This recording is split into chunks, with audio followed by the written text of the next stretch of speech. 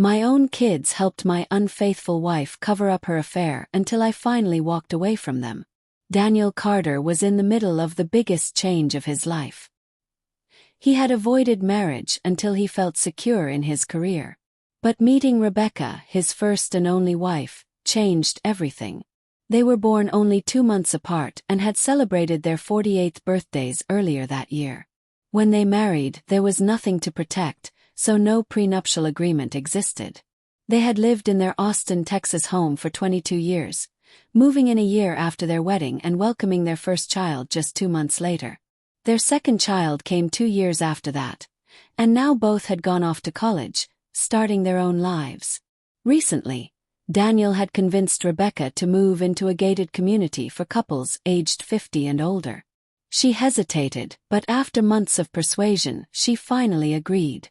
Once they committed to selling their home, they signed a contract and paid a few thousand in earnest money to reserve the new place. Most of their belongings were packed into boxes, ready for the move. But Daniel had other plans. He had just hung up with the realtor, withdrawing their offer on the new house. Losing a few $1,000s was a small price for freedom. Their time in the house was over. They had to move, but neither of them would live in the new home. The closing had been 3 days ago, and they had just over a week to hand over the keys. Rebecca thought he had left for a business trip the previous morning. In truth, he hadn't worked since resigning a week ago. He had booked a one-way ticket to Miami, where a rental car awaited to take him to the coast. From there he would board a ship. If all went as planned, he would be on his private island retreat in days. Daniel had no intention of divorcing Rebecca, but he was taking everything: the house proceeds, his 401k payout, and most of their savings. With a new identity, he intended to spend the rest of his life sailing the Caribbean. Setting up offshore accounts and encrypted banking had been expensive, but every penny was now safely stored in cryptocurrency under his new name. With over 10,000 coins in existence, he only hoped the one he chose wouldn't crash. He planned to convert the digital money into something more stable soon, because virtual things could vanish in an instant, much like Rebecca's wedding vows. At about 3 p.m., Daniel called Rebecca. She picked up on the 4th ring, sounding distracted. "Hey babe, how's your trip?" "Same stuff, different city. Long meetings, boring presentations." "Sounds rough." "And you?" "Just packing a few more things." That was the first lie. Rebecca wasn't home. She was 35 minutes away at Ethan Parker's house, her current lover. Whether this was her first affair or the latest didn't matter. One was already too many. Some men might have lost control, confronted their cheating spouse, screamed, demanded answers. Daniel had no interest in angry revenge.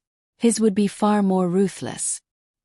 He planned to leave her with absolutely nothing. Ethan's wife, in turn, would also lose everything. "Are you labeling the boxes so we know which ones belong to who?" Rebecca asked. "Of course. Mine say Daniel. Yours say Rebecca. Easy to organize when we move." Another lie. Rebecca had no idea her belongings were already loaded onto a consignment store's truck while his were safely stored, thanks to his brother. "Lucas, can you check my desk for my day planner? Should be top right drawer." She hesitated. Not here." "Are you sure it's there?" Lie number 2. She wasn't even home. Daniel wasn't looking for his planner. He was stalling, giving Lucas more time to empty the house. "No problem. You said you were having lunch today. Where'd you go?" "Anyone I know. Just a diner near my office.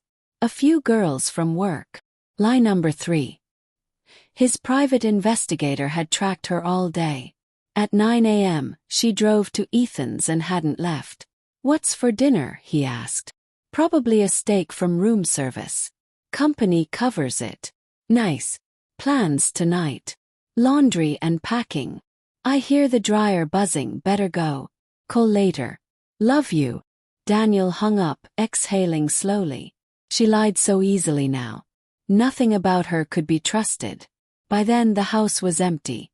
Lucas had hired 2 moving trucks and a crew to clear everything quickly. The first, full of Daniel's belongings, went to a storage unit Lucas rented. The second made its fourth trip to the consignment store, where Rebecca's furniture, clothes, and jewelry were being sold piece by piece.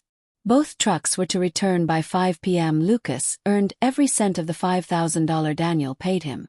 An overnight package for Daniel's lawyer was already prepared, containing a signed power of attorney, house keys, and garage opener. Rebecca would have to hand over her keys too, but it wouldn't matter. By the time she realized, she wouldn't even have a front door to unlock. Daniel hadn't called her again. When he first discovered Rebecca's affair, he tried warning Ethan's wife, but she hung up. He didn't take it personally. She would get the full report anyway. Photos, surveillance, and bank records showing gifts Ethan bought Rebecca. 15 other packages were already on their way, each with a detailed letter, screenshots of messages, and photographic evidence of Rebecca and Ethan together. Recipients included her parents, siblings, close friends, boss, co-workers, and finally their children. He included a note for them. You knew and stayed quiet. You betrayed me like she did. Goodbye. I won't come back. His favorite package, addressed to Rebecca, was the most satisfying letter he'd ever written. Rebecca, your infidelity has cost you everything. I took the liquid assets, house proceeds, my 401k withdrawal, and most of our savings. I've taken what I wanted from the house. Everything else is being sold. For remaining money, contact my lawyer for estate paperwork. The next morning, Rebecca woke feeling uneasy. Ethan slept beside her, arm lazily over her waist, oblivious. Daniel's words from yesterday lingered. Maybe it was how casually he asked about lunch, or how easily he let her go. Still, she pushed the thought aside. Today was supposed to be a fresh start. By next month, she planned to tell Daniel she wanted a divorce. She and Ethan had already discussed it. He would leave his wife too. Finally, they could be together openly. But first, she had to return home and act as if nothing had happened. She kissed Ethan, threw on her clothes, and drove back, humming along with the radio. As she pulled into the driveway, something felt wrong. The curtains were open. Strange, she never left them like that. Then she stepped inside and her breath caught. The house was completely empty. Her hands trembled as she rushed through each room. No furniture, no clothes, no pictures, nothing. She stumbled into the bedroom, flinging open the closet doors, empty. The bathroom empty. The only thing left was a single unopened package on the kitchen counter. Slowly, she reached for it, fingers shaking. Inside were papers, bank statements, legal documents, and a handwritten letter from Daniel. Skimming the first few pages, her stomach froze. Daniel had drained all their accounts, sold their possessions, withdrawn every cent of his 401k, and sent proof of her affair to family, friends, and even their children. At the bottom of the letter, taped to the page, was a small silver key. She recognized it immediately. It was her father's revolver. A strangled sob escaped her. Daniel had left her a way out and dared her to use it. Her phone buzzed, a text from her sister.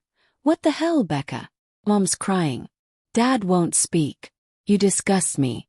Another from her best friend. You've lost your mind. Don't ever contact me again. Her hands shook as she dialed Daniel. It rang twice before a slurred voice answered. Who's this? Her breath hitched. Daniel. A drunken laugh echoed. Lady, whoever you're looking for, he don't got this phone no more. Blick. The line went dead. Rebecca's legs gave out. She collapsed to the floor. Daniel was gone, leaving her with nothing. Desperate, she drove to the bank, hoping for some leftover funds. After an hour pleading with an unyielding teller, she got her answer. Daniel had emptied everything. Her credit card still worked for now, but without income they wouldn't survive long. She called every divorce lawyer she could find, hoping to fight back. Each one turned her away. Not enough for my retainer. I don't take contingency cases. Get a public defender, ma'am. By nightfall, she sat alone in a motel room, staring at the revolver key. A bottle of cheap whiskey sat beside her. For the first time, she considered using the gun, not out of guilt, but because she had nowhere else to turn. Her phone rang. Ethan. Hey baby, listen. My wife found out. She's taking me for everything. Need a place to stay. Rebecca stared at the ceiling, then smiled. Sure, Ethan. Come over. When he arrived, she let him in and locked the door behind him. Tossing her purse on the bed, she said nothing.